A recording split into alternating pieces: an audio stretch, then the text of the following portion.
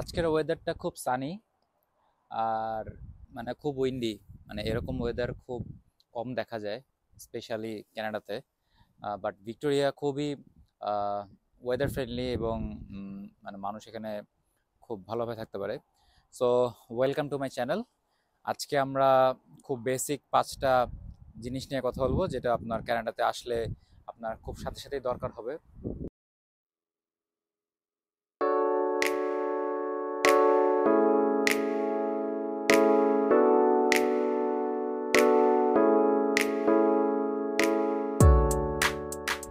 প্রথমে যদি আমি বলি মোবাইল সিমের কথা, মোবাইল সিম নিয়ে আমি বেশ কয়েকদিন ধরে খুব ঝামেলা ছিলাম আসার পর থেকে কেনার জন্য। রজার্স, তারপর ফাইডো, দেন হচ্ছে বেল বা টেলাস, এই যে মোবাইল কোম্পানিগুলো আছে তাদের যে স্টোরগুলোতে আছে, আমি প্রথমে সেখানে গিয়েছিলাম। তো সেখানে যাওয়ার পর তারা আমাকে অনেক ধরনের প্যাকেজ দেখায়। প্যাকেজ দেখানোর পরে আমি যেটা লোয়েস্ট পেয়েছিলাম সেটা হচ্ছে $40। এটা হচ্ছে 20 জিবি।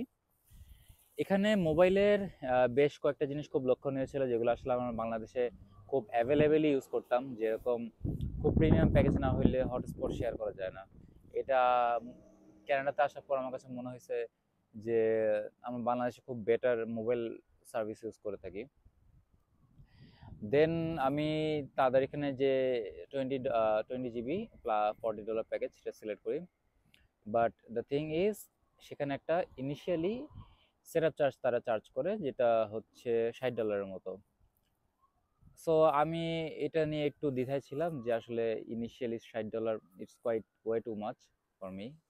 তো আমি চেষ্টা করতেছিলাম এটা কিভাবে রিডিউস করা যায়। কয়েকজন বাঙালির কাছ থেকে সাজেশন নিয়েছিলাম যে এটা আসলে রিডিউস করার কোনো ওয়ে আছে কিনা। সো তারা আমাকে বেশ কিছু ওয়ে বলে, তার মধ্যে তারা বেশিরভাগ সাজেস্ট বলে যে আমরা খুব রিকোয়েস্ট করছিলাম, পরবর্তী তারা কমায় দিছে। সো লাস্টলি আমি একজন বাঙালির কাছ থেকে সাজেশন পাই যে ওয়ালমার্টেও আপনার মোবাইলের প্ল্যানগুলো সেল করে, এবং সেখানে বিভিন্ন সময় বিভিন্ন ধরনের অফার থাকে এই কানেকশন ফিটা রিডিউস করার জন্য।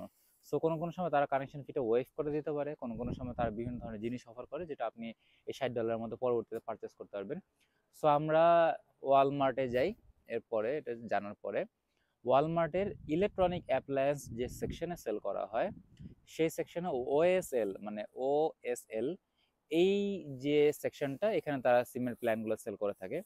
এখানে বিভিন্ন সময় বাঙালিরাও কাজ করে, ইন্ডিয়ানরা কাজ করে। আমি একজন ইন্ডিয়ানকে পেয়েছিলাম যিনি আমাদের সিমটা অ্যাক্টিভেট করে দিয়েছিল, এবং $60 যে কানেকশন চার্জটা সেটা আমাদেরকে তারা $50 ওয়ালমার্ট কার্ড অফার করে, এবং পরবর্তীতে $10 অ্যাকচুয়ালি চার্জ হয় আমার সিমের জন্য। আমরা পুরোপুরি ওয়েভ করতে পারি নাই, অন্তত আমরা $50টা ওয়েভ করতে পেরেছিলাম।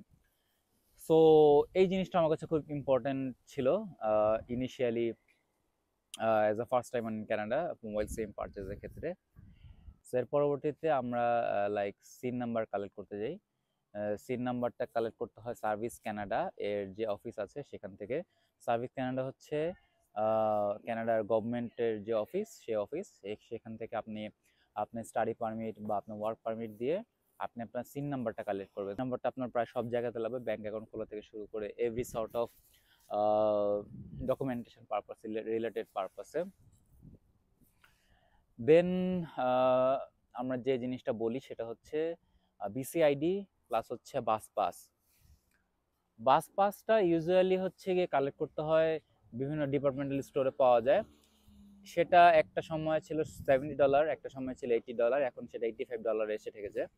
প্রতি মাসে আপনার মান্থলি একটা পাসে কিনতে হবে, এটা আপনার $85 পড়বে অ্যাডাল্টদের জন্য।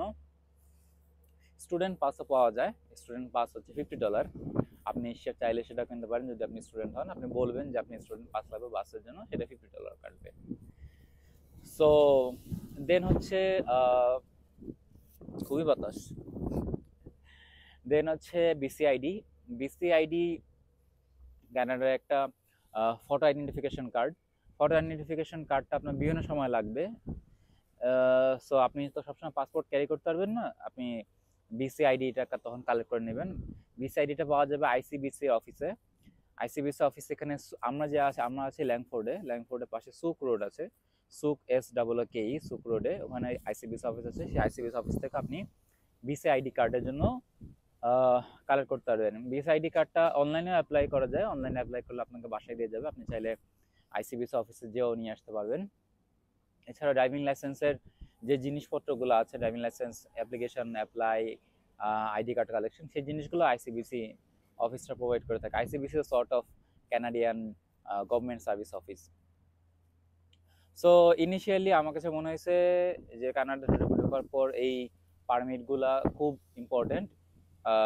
আমি যদি আবার রিক্যাপ করি, সেটা হচ্ছে after immigration study permit or work permit collect, SIM number collection, social insurance number, then হচ্ছে বিসি আইডি, আর হচ্ছে বাস পাস। এই কয়েকটা জিনিস হলে আপনি মোটামুটিভাবে কানাডাতে ইনিশিয়ালি ফ্রিকোয়েন্টলি চলাচল করতে পারবেন। এরপর থেকে আপনি গ্র্যাজুয়ালি আস্তে আস্তে আস্তে আস্তে সবকিছু জেনে যাবেন। সো আই হোপ যারা ভিক্টোরিয়াতে বা ভ্যানকুভারে প্রথমবার আসছেন তাদের জন্য এই ব্লগটা কাজে লাগবে।